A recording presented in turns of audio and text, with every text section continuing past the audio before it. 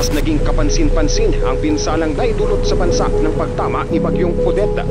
Ayon sa United Nations, labis na minaliit ang pinsalang sanhi ng Bagyong Odette na nakaapekto sa mahigit 9 na milyong katao. Baha o kusog na hangin ang milampurnas dili lang sa mga tampi. Apan lakip na ang mga lugar diin ang mga residente luwas unta gikan sa pagkuso-kuso sa Bagyong Pablo.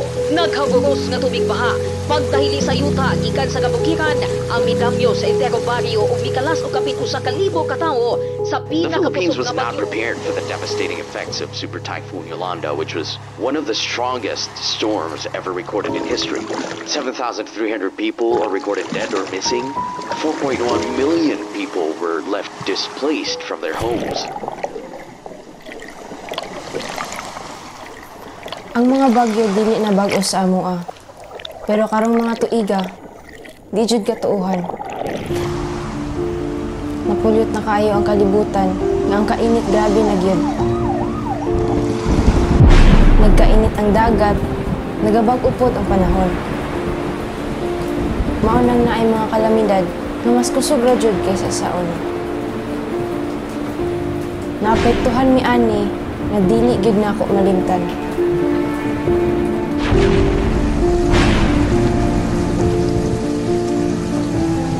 Malak kaayo nga buhi kami.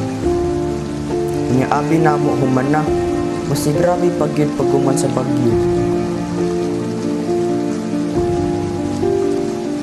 Ang mga tao nangamatay,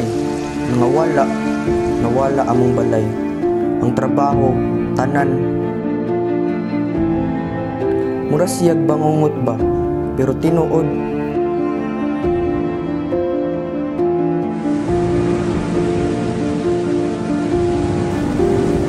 Inumdum ko ato na time, wala ko kabalo sa akong buhaton.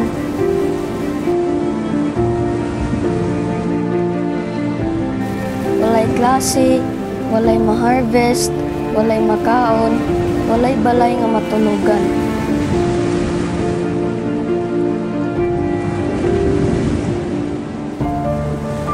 Ako pang ginasabot, nganong may tabo to?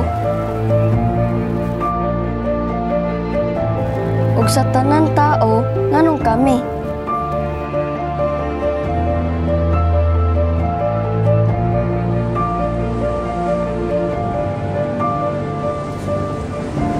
Dili madugay kami mga kalamidad guguba pud ni sa tanang komunidad sa kalibutan.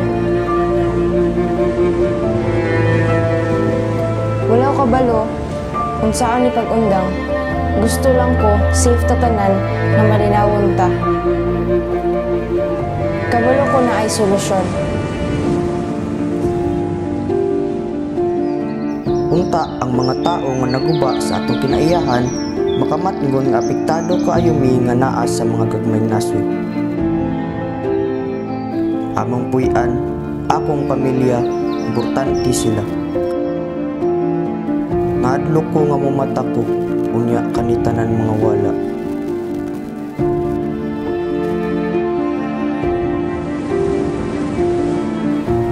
Ang Pilipinas ug ang mga tao diri nindot jud.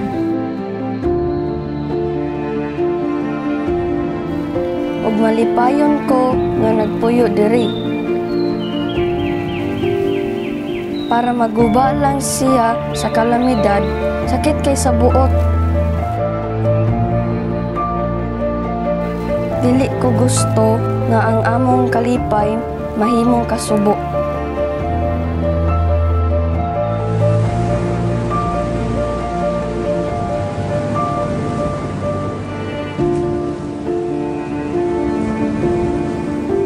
Naapa ko'y mga pangandoy. Naauntay pagbag-o para sa atong kaayuhan. Unta himuon nato ang tama. Maskin sa kalisod, magpadayon ta.